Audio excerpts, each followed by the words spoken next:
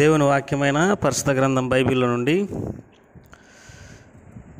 యెహోషువ గ్రంథం 8వ అధ్యాయాన్ని చదువుకుంటాం. మరియు యెహోషువతో ఇట్లా నేను భయపడకము, జడియకము, యుద్ధ సన్నద్ధులైన వారిని అందరినీ తోడుకొని హాయి మీదికి పొమ్ము. చూడుము, నేను హాయి రాజును, అతని జనులను, అతని పట్టణమును, అతని దేశమును నీ చేతికి అప్పగించున్నాను. నీవు ఎరుకోకును దాని రాజునకును ఏమి చేస్తావో అదే హాయికిని దాని రాజునకును చేసేదవు. అయితే దాని సొమ్మును పశువులను మీరు కొల్లగా దోచుకొనవలెను. పట్టణపు పడమటి వైపుగా మాటుగాన్లను ఉంచుము. యెహోషువయు యోధులందరూ హాయి మీదికి పోవలెనని ఉండగా యెహోషువ పరాక్రమం గల 30,000 శూరులను ఏర్పరిచి రాత్రి వేళ వారిని పంపి వారికి ఆజ్ఞాపించినదేమనగా, ఈ పట్టణమునకు పడమటి వైపున మీరు దాన్ని పట్టుకొన చూచుచూ పొంచి ఉండవలెను. పట్టణమునకు బహు దూరమునకు వెళ్ళక మీరందరూ సిద్ధపడి ఉండుడి. నేనును నాతో కూడా ఉన్న జనులందరూ పట్టణమునకు సమీపించదాం. వారు మునపటి వలె మమ్మను ఎదుర్కొనుటకు బయలుదేరగా మేము వారి ఎదుట నిలవక పారిపోదాము. మునుపటి వలె మీరు మన ఎదుట నిలవలేక పారిపోదురని వారు అనుకొని మేము పట్టణం వద్ద నుండి వారిని తొలగి రాజే వరకు వారు మా వెంబడిని బయలుదేరి వచ్చెదరు. మేము వారి ఎదుట నిలవక పారిపోయినప్పుడు మీరు పొంచిండుట మాని లేచి పట్టణమును పట్టుకొనుడి. మీ దేవుడైన యెహోవా మీ చేతికి దాన్ని అప్పగించును. మీరు ఆ పట్టణమును పట్టుకొనినప్పుడు యెహోవా మాట చొప్పున జరిగించి దానిని తగులబెట్టవలేను. ఇదిగో నేను మీకు ఆజ్ఞాపించున్నానని చెప్పి యెహోషువ వారిని పంపగా వారు పొంచుండుటకు హాయి పడమటి దిక్కున బేతేలునకు హాయికి మధ్యన నిలిచిరి. ఆ రాత్రి యెహోషువ జనుల మధ్య బస చేశాను. ఉదయం యెహోషువ వేకువను లేచి జనులను వ్యూహపరిచి తానును ఇశ్రాయేలు పెద్దలందరూ జనులకు ముందుగా హాయి మీదికి పోయిరి. అతని యొద్దనున్న యోధులందరూ పోయి సమీపించి ఆ పట్టణం ఎదుటికి వచ్చి హాయికి ఉత్తర దిక్కున దిగిరి. వారికిని హాయికిని మధ్యను లోయ ఉండగా అతడు ఇంచుమించు 5,000 మంది మనుషులను నియమించి పట్టణమునకు పడమటి వైపున బేతేలునకును హాయికిని మధ్యన పొంచుండుటకు ఉంచెను. వారు ఆ జనులను అనగా పట్టణమునకు ఉత్తర దిక్కుననున్న సమస్త సైన్యమును, పట్టణమునకు పడమటి దిక్కునున్న దాని వెనకటి భాగముననున్న వారిని ఉంచిన తర్వాత యెహోషువ ఆ రాత్రి లోయలోనికి దిగిపోయాను. హాయి రాజు దాన్ని చూసినప్పుడు అతడును అతని జనులందరూ పట్టణస్థులందరూ త్వరపడి పెందల కడలేసి మైదానం ఎదుట ఇశ్రాయేలులను ఎదుర్కొని తాము అంతకుముందు నిర్ణయించుకున్న స్థలం మున్న యుద్ధం చేయుటకు బయలుదేరి తన్ను పట్టుకొనుటకై పొంచి ఉన్నవారు పట్టణమునకు పడమటి వైపున నుండిన సంగతి అతడు తెలుసుకొనలేదు. యెహోషువయు ఇశ్రాయేలులందరూ వారి ఎదుట నిలవలేక ఓడిపోయిన వారైనట్టు అరణ్య మార్గం తట్టు పారిపోయినప్పుడు వారిని ఆతురముగా తరుముటకై హాయిలోనున్న జనులందరూ కూడుకొని యెహోషువను తరుముచు పట్టణమునకు దూరముగా పోయిరి. ఇశ్రాయేలీయులను తరుముటకు పోని వాడొకడును హాయిలోనే కానీ బేతేలులో కానీ మిగిలి ఉండలేదు. వారు గవిని వేయక పట్టణమును విడిచి ఇశ్రాయేలీయులను తరుమబోయి ఉండిరి. అప్పుడు యెహోషువతో ఇట్లా నేను, నీవు చేత పట్టుకొని నా ఈటెను హాయి వైపుగా చాపము, పట్టణమును నీ చేతికి అప్పగింతును. అంతటా యెహోషువ తన చేతనున్న ఈటెను ఆ పట్టణం వైపు చాపెను. అతడు తన చేయి చాపగా పొంచి ఉన్నవారు మాటులో నుండి త్వరగా లేచి పరుగెత్తి పట్టణంలో వచ్చి దాన్ని పట్టుకొని అప్పుడే తగులబెట్టిరి. హాయి వారు వెనక వైపు తిరిగి చూసినప్పుడు ఆ పట్టణం యొక్క పొగ ఆకాశమునకు ఎక్కుచుండెను. అప్పుడు అరణ్యమునకు పారిపోయిన జనులు తిరిగి తమను తరుముచున్న వారి మీద పడుచుండిరి. కనుక ఈ తట్టైనను ఆ తట్టైనను పారిపోవటకు వారికి వీలు లేకపోయాను. పొంచి ఉన్నవారు పట్టణమును పట్టుకొని ఉంటయు పట్టణపు పొగ ఎగుచుండుటయు యెహోషువయు ఇశ్రాయేలులందరినీ చూసినప్పుడు వారు తిరిగి హాయి వారిని అతను చేరిసిరి. తక్కిన వారును పట్టణంలోని బయలుదేరి వారికి ఎదురుగా వచ్చిరి. అట్లు ఈ తట్టు కొందరు ఆ తట్టు కొందరు ఉండగా హాయి వారు ఇశ్రాయేలీయుల నడుమ చిక్కుబడిరి. ఇశ్రాయేలీయులు వారిని హతం చేసిరి. వారిలో ఒకడును మిగలేదు, ఒకడును తప్పించుకొనలేదు. వారు హాయి రాజును ప్రాణంతో పట్టుకొని యెహోషువ యొద్దకు తీసుకొని పోయిరి. బీటిలోను పొలంలోను హాయి నివాసులను తరిమిన ఇశ్రాయేలీయులు వారిని చంపుట చాలింపగా కత్తివాత కూలక మిగిలిన వాడొక్కడునూ లేకపోయినప్పుడు ఇజ్రాయేలీయులందరూ హాయి వద్దకు తిరిగి వచ్చి దానిని కత్తివాత నిర్మూలన చేసిరి. ఆ దినమున పడిన స్త్రీ పురుషులందరూ 12,000 మంది. యెహోషువ హాయి నివాసులందరినీ నిర్మూలించే వరకు ఈటెను పట్టుకొని చాచిన తన చేతిని తిరిగి ముడుచుకొనలేదు. యెహోషువకు ఆజ్ఞాపించిన మాట చొప్పున ఇజ్రాయేలీయులు ఆ పట్టణంలోని పశువులను సొమ్మును తమ కొరకు కళ్ళగా దోచుకునేది. అట్లు యెహోషువ హాయి నిత్యం పాడైపోలేనని దాన్ని కాల్చివేసాను. నేటి వరకు అది అట్లే ఉన్నది. యెహోషువ హాయి రాజును సాయంకాలం వరకు మ్రాను మీద వేలాడదీశాను. రొద్దుగుంకుచున్నప్పుడు సెలవేగ జనులు వాని శవమును మాని మీద నుండి దించి ఆ పురద్వారం ఎదుట దాన్ని పడవేసి దాని మీద పెద్ద రాళ్ల కుప్ప వేసిరి. అది నేటి వరకు ఉన్నది. మోషే ధర్మశాస్త్ర గ్రంథంలో రాయబడిన ప్రకారం యెహోవా సేవకుడైన మోషే ఇజ్రాయేలులకు ఆజ్ఞాపించినట్లు యెహోషువ ఇజ్రాయేలుల దేవుడైన యెహోవా నామమున బలిపీఠమును ఇనుప పనిముట్లు తగిలింపని కారు రాళ్లతో ఏబాలు కొండ మీద కట్టించెను. దాని మీద వారు యెహోవాకు దహన బలులు సమాధాన బలులు అర్పించిరి.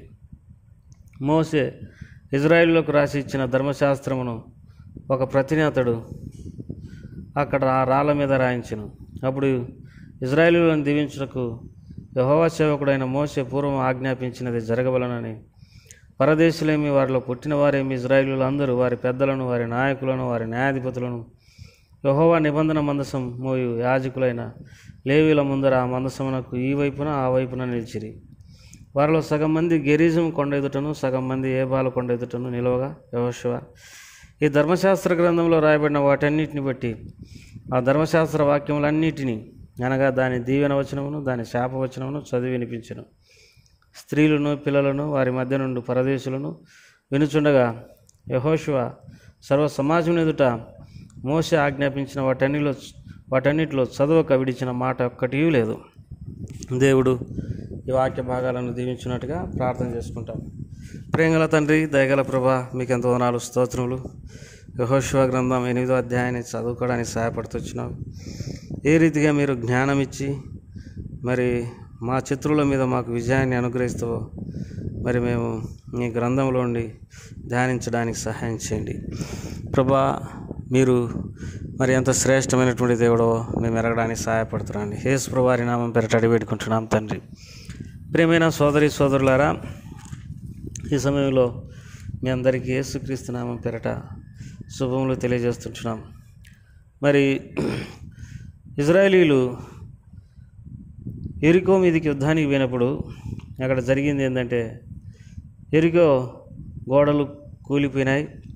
అయితే శాపగ్రస్తమైనటువంటి దాని విషయంలో జేరాహు మునిమనవుడు జబ్ది మనవడు కర్మీ కుమారుడైన ఆకాను మరి శపితమైన దానిలో నుండి ఒక చినారు వస్త్రాన్ని, బంగారు కమ్మిని, వెండిని దొంగిలించి ఇజ్రాయేలీలకు శాపం తెచ్చినాడు. ఇజ్రాయేలీలు 7వ అధ్యాయంలో యెహోషువ గ్రంథం 7వ అధ్యాయంలో హాయి మీదికి యుద్ధానికి పోయినప్పుడు వారు హాయి వారి మీద నిలవలేక పారిపోయినారు.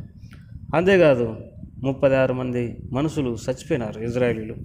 వారికి ఎంతో భయం కలిగింది. ఎందుకంటే వారు చనిపోయినటువంటి సంగతి ఆ చుట్టుపక్కల ఉన్నటువంటి జనులకు వినబడితే వారిని మరి ఇజ్రాయేలీలను ఏమాత్రము కనికరించకుండా తుడిచేస్తారు. ఈ సంగతి యెహోషువకు భయం కలిగి ఉపవాసం ఉండి ప్రార్థించినప్పుడు దేవుడు యెహోషువతో మాట్లాడినాడు. మీరేలా నా ఎదుట మోకరిల్లి ఉన్నారు, శాపితమైన దాన్ని తీసుకుని ఉంచినారు. ఆ శాపగ్రస్తమైనది దొంగిలించినటువంటి వ్యక్తి మీ మధ్య ఉండకుండా మరి మీరు నిర్మూలన చేస్తేనే మీరు విజయం పొందలేరు అని దేవుడు 7వ అధ్యాయంలో సెలవిస్తూ వచ్చినారు. ఆ రీతిగానే శాపగ్రస్తమైనటువంటి ఆ మనిషిని, అతని భార్యను, పిల్లలను, అతని పశువులను మొత్తాన్ని ఆకోరు లోయలో మరి వారు రాళ్లతో కొట్టి చంపేసినారు. ప్రియులారా, వారి నుండి శాపగ్రస్తమైన తొలగించినారు. ఇప్పుడు దేవుడు హాయి మీదకి యుద్ధానికి పొమ్మన్నాడు. మరి ఇప్పుడు యుద్ధ వ్యూహం వేరుగా ఉంది. మాటుగాన్లను హాయి వెనకబెట్టమని దేవుడు సెలవిచ్చినాడు. ఇప్పుడు యెహోషువ జనుల మధ్య భోజనం చేసినాడనే దేవుని వాక్యంలో రాయబడింది. ఆ మాట యెహోషువ గ్రంథం 8వ అధ్యాయం 9వ వచనంలో చివరి భాగంలో చదువుకుంటాం. ఆ రాత్రి యెహోషువ జనుల మధ్య బస చేసెను. ప్రియమైనటువంటి వారలారా, నాయకులు జనుల మధ్య మరి ఉన్నప్పుడే ప్రజలకు ధైర్యం కలుగుతుంది. దేవుని దాసులైనటువంటి వారు పేద ధనిక అనే భేదం లేకుండా అందరి దగ్గరికి పోయి అందరినీ ధైర్యపరిచి ఆత్మీయంగా వారు చల్లారిపోకుండా ఆత్మీయంగా బలంగా ఉండడానికి అందరినీ పురికొలపలిచినటువంటి వారు ఉంటున్నారు. చాలా మటుకు మరి పేదవారని ధనవంతులని మేము వారితో వీరితో కలవము, మేము ప్రత్యేకంగా ఉంటాం, ఇట్లా మనము ప్రజలకు దూరం చేసుకోవడం అనేది వారిని పోగొట్టుకోవడానికి అవకాశం ఉంది. ప్రతి వారి దగ్గరికి పోయి ప్రేమతో పలకరించి వారితో కూర్చొని వారితో ఆత్మీయంగా మాట్లాడి వారిని ధైర్యపరిచి వారిని సంపూర్ణులగుటకై మనం సిద్ధపరచవలసినటువంటి వారం అంటున్నాం. ఎంత శ్రేష్టమైనటువంటి మాట. ఆ రాత్రి యెహోషువ జనుల మధ్య బస చేసిన 10వ వచనం, 8వ అధ్యాయం 10వ వచనంలో ఇంకొక మాట కూడా మనం ఇక్కడ యెహోషువ జీవితంలో గమనించగలం. ఉదయం యెహోషువ వేకువనే లేచి జనులను వ్యూహపరిచి, నాయకుడు మరి పెందలకాడనే లేయాల్సినటువంటి అవసరత ఉంది. ఎందుకంటే మరి ఉదయాన్నే లేయడం అనేది అభ్యాసంగా ఉన్నటువంటి వ్యక్తులు వారు దేవుని సన్నిధిని మెండుగా అనుభవించగలరు. దేవుని వాక్యంలో యెహోషువ గ్రంథం 5వ అధ్యాయంలో మరి ఒక మాట చదువుకుంటాం. యెహోషువ గ్రంథం 5వ అధ్యాయంలో ఇక్కడ కూడా మరి యెహోషువ గ్రంథం 5వ అధ్యాయంలో కూడా ఒక చిన్న శ్రేష్టమైనటువంటి మాట ఉంది. ఏం మాట అంటే పెందలకాడనే యెహోషువ లేచినాడని. 6వ అధ్యాయం 12వ వచనం, ఉదయం యెహోషువ లేవగా. యెహోషువకు ఉదయాన్నే లేచే అలవాటు ఉంది. కారణం ఏంటంటే నాయకుడు ఎన్నో విధాలుగా తాను సిద్ధపాటు కలిగి ఉండాలి. పొద్దున్నే దేవుని సన్నిధానంలో ప్రార్థనను సిద్ధపరిచి ఉండాలి. దేవుని యొక్క కృపావార్తను ఉదయాన్నే తాను వినాలి. పెందలకాడనే మరి దేవుని స్తుతించాలి, ఆరాధించాలి, ప్రార్థించాలి. ఇన్ని కార్యక్రమాలు పొద్దున్నే మరి జరిగించాలి నాయకుడు కాబట్టి. నాయకులైతే విశ్వాసులైతేనేమి అందరూ పొద్దున్నే లేవడం మనం నేర్చుకోవాలి. పెద్ద పెద్ద దైవజనుల జీవితంలో వారు వేకునే లేచి అనేక సంగతుల కొరకు దేవుని వద్ద కనిపెట్టెదరు, దేవుని ఆరాధిస్తారు, దేవుని స్తుతిస్తారు. దేవుడు ఏదైనా ఆ దినం కొరకు ఏదైనా వార్త లేకపోతే ఏదైనా సంగతి బయలుపరుస్తాడని దేవుని వద్ద కనిపెడతారు. పొద్దున్నే లేవడం అనేది అలవాటు చేసుకోవాలి. కాబట్టి ఇక్కడ యుద్ధ వ్యూహం దేవుడు అతనికి బయలుపరిచినాడు యెహోషువకు. ఏంటిదనంటే హాయి వెనక మాటుగాండ్లను పెట్టమన్నాడు. ఇప్పుడు యెహోషువ ఆ జనులు మరి హాయి మీదకి యుద్ధానికి పోయినప్పుడు హాయి రాజు హాయి ప్రజలు మరి యుద్ధానికి ఇజ్రాయేలుల మీదకి వచ్చినారు. ఇజ్రాయేలు పారిపోయినప్పుడు వారు మునుపటి వలనే మరి వెనక్కి తిరిగినారని చెప్పి అందరూ వారందరూ ఇజ్రాయేలును తరుముపోయినారు. కానీ వెనకనే ఉన్నటువంటి మాటుగాండ్రు, ఇజ్రాయేలుకు సంబంధించిన మాటుగాండ్రు దాని పట్టణానికి అగ్గిపెట్టినారు. ఆ పట్టణ పొగ ఆకాశంలోకి ఎక్కుతున్నది. అప్పుడు ప్రజలు వెనక తట్టు చూసినప్పుడు పొగ ఆకాశం తట్టు మరి ఎక్కుతూ ఉంది. వెనుక వైపు ముందు వైపు వారు మధ్యలో సిక్కుపడినారు. ప్రజలకు అర్థమైపోయింది మనం సిక్కుపన్నామని. ఆ రోజు 12,000 మంది కత్తివాత కూలిపోయినారు. ప్రియులారా, యెహోవాకు విరోధంగా రూపింపబడిన ఏ ఆయుధం వర్ధిల్లదని మనం ఎరగాల్సినటువంటి వారం అంటున్నాం. నేటికి నిలిచి ఉన్నటువంటి ఇజ్రాయేలీలు ఏ రీతిగా 7 దేశాలు శత్రు దేశాలు తమ చుట్టూ ఉన్నప్పటికీ వాటి మీద జయం పొందుతూ వాళ్ళు తమను కాపాడుకుంటూ యుద్ధంలో తమ శత్రువులను మట్టు పెడుతుంటున్నారంటే వారికి తోడైనటువంటి దేవుడు వారికి ఏ రీతిగా యుద్ధాన్ని వ్యూహపరచాలో, యుద్ధం చేయాలో దేవుడు వారికి నేర్పిస్తూ వచ్చినాడు. మన ప్రభు ఈ లోకంలో మనం జ్ఞానం లేని వారమైనప్పటికీ, బుద్ధిహీనులమైనప్పటికీ, బలహీనులమైనప్పటికీ మనం ఏ రీతిగా ఈ లోకంలో జీవించాలో, శత్రు సాధనపై ఎట్లా విజయం పొందాలో మనకు నేర్పించేటటువంటి వాడు కనుక ఆయన దగ్గర మనం నేర్చుకొని అన్ని విషయాలలో జయం పొందుదాం గాక. ప్రభు ఆ రీతిగా సహాయపడు గాక. ప్రేమగల తండ్రి, దయగల ప్రభా, ఈ వాక్య భాగాలన్నింటినీ మా కొరకై మరి దీవించి ఆశీర్వదించమని యేసు వారి నామం పేట స్తుతించి ప్రార్థించి వేడుకుంటున్నాం తండ్రి. ఆమెన్.